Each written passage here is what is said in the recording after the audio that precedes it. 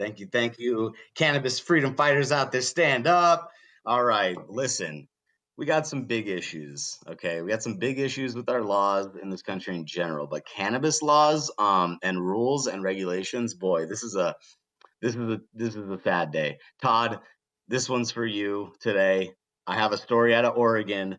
OPB News. Oregon cannabis products recalled over Aspergillus contamination will soon be sold. I know. Let's unpack this, people. Oregon cannabis products recalled over pathogenic mold will soon be approved for sale. Last month, a court suspended state restrictions on 4 strains of the fungus Aspergillus in marijuana. The cannabis industry had argued that the mold was too common to avoid. The decision left over 2,000 pounds and 60,000 pre-rolls of recalled cannabis in limbo as the Oregon Liquor and Cannabis Control Commission awaited further guidance from Oregon Health Authority. On September 20th, the OLCC announced it would begin clearing those recalled products for sale. OLCC is working to coordinate the release of any such items that have been on hold in the state's cannabis tracking system, the agency wrote in a press release. Mike Getland, the board chair of the Cannabis Industry Alliance of Oregon, celebrated the news but said the wait had been frustrating.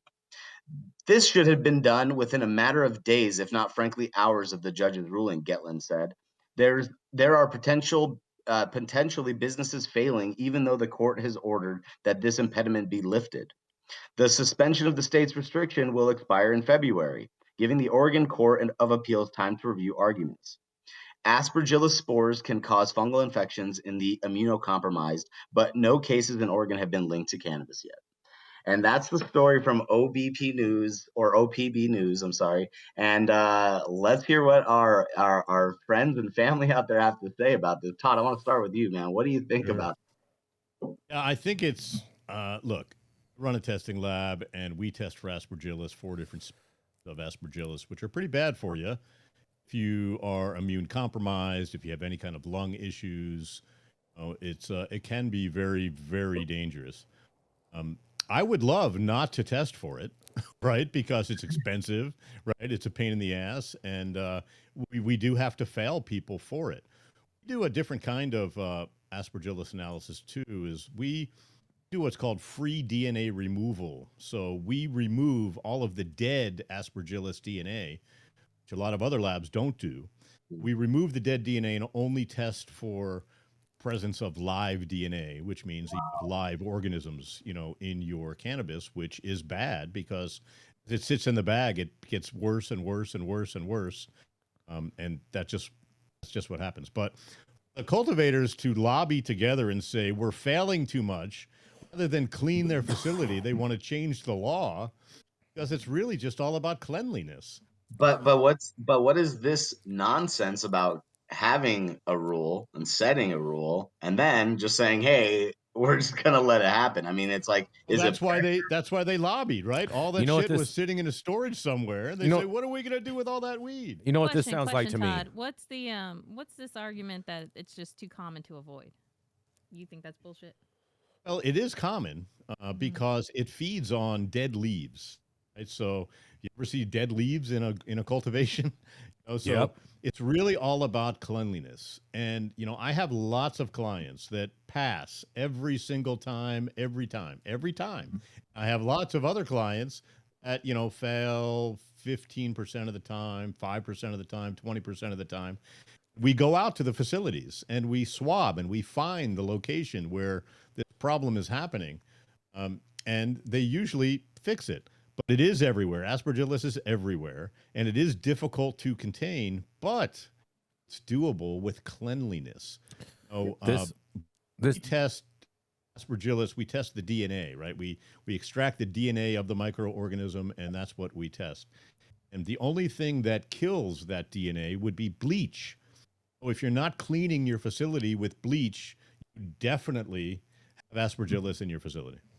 So, I mean, this just sounds to me like Oregon is taking a page out of New York's testing playbook, as we covered earlier last week in regards to them having such dirty weed, and Maine has some really dirty weed too. And I think this is just going to be par for the course, and people are just going to have to accept that they're going to be smoking dirty weed when they go to retails. I That's just true. I I think just we went to a meeting last week with the CCB here in Nevada, is talking about removing Aspergillus from testing protocols because cultivators complain.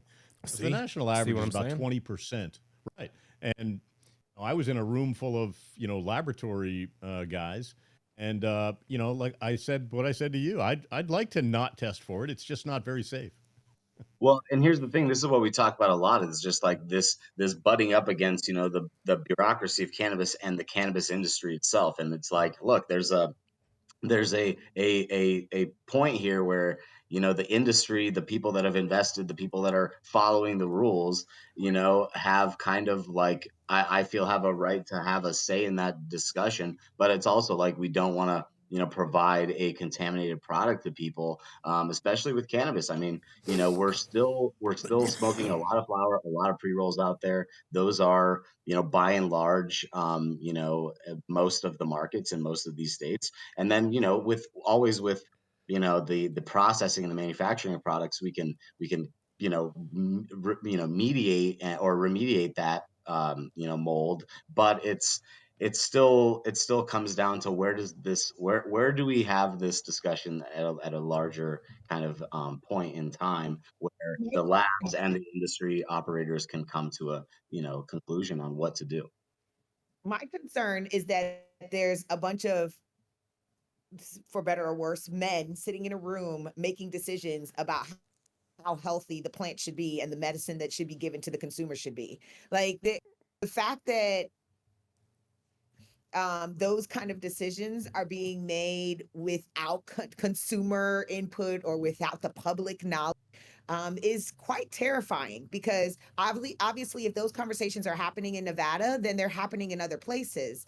And thank God, Todd, somebody like you is in the room and is telling these regulators and decision makers, like, you can't let these MSOs or these bad operators give you grief for implementing safe protocols, when all you got to do to avoid aspergillus is just be clean. Like, it Right. should be a part of the state's SOPs of how to maintain a clean facility, and you avoid having to test for this because you don't have it anymore. And it's just a terrifying thought to think, as a consumer, as a patient, like, okay, there is somebody actually sitting behind a closed door making those decisions on whether or not I should have clean weed, and clean medicine, and that's just a scary thought. What do you have to The say? problem Todd, is What do you they're have to not say they're about not food, basing it though, on Nicole? science. They're basing it on economics. What do you have to say about food, though? Right. Because food is way less tested than our weed is. Our weed is far, far, far greater tested for But we don't impurities than our smoke food. our food. Yeah, but every we but don't have- every We do every not. every Right. American consumes food 3 times a day, as opposed to a And percentage of people that consume Everyone's sick. cannabis. Right.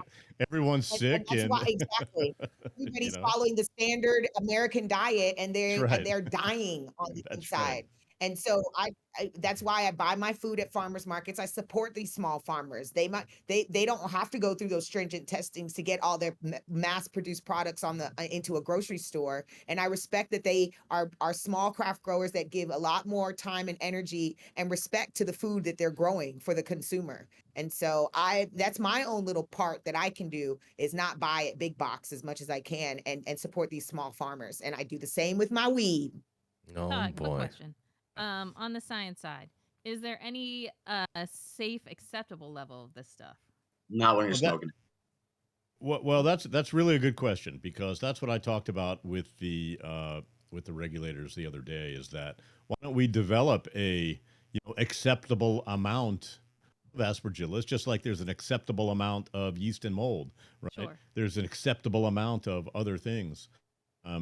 Problem is, it takes research and studies, and then A all of guinea that pig. stuff, which nobody wants to pay for, right? Yeah, and Hmm. who's gonna Um, guinea pig that? Is it a mouse study? I mean, it's not. You That's what I'm gotta. saying. It takes a really long time to get through all of that stuff, and nobody has the money and nobody has the patience.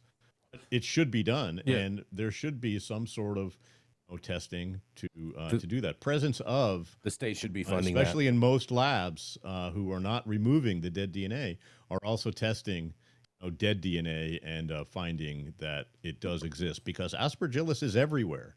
It's everywhere. And unless you're using bleach, the DNA is everywhere. Mm-hmm. So, Aspergillosis is the disease it gives you, right? Which it's an infection in your lungs. And anybody who is, immune compromised or has any kind of respiratory issues, it's deadly. so you're saying all cannabis people should take a page out of Hillary Clinton's playbook and bleach everything?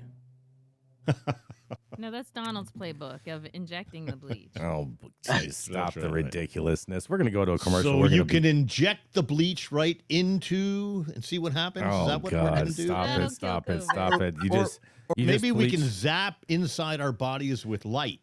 You just, My I hear- favorite was UV ray. I hear good swallowed things. a UV light bulb. You just I'm bleach. here. HHS chick Here. hiding under her chair when he's asking, "Is this? That's right, right?" And she's Mhm. like, "Oh." Yeah. Oh, boy. Right. I hear good things are happening. I hear good Yeah. things.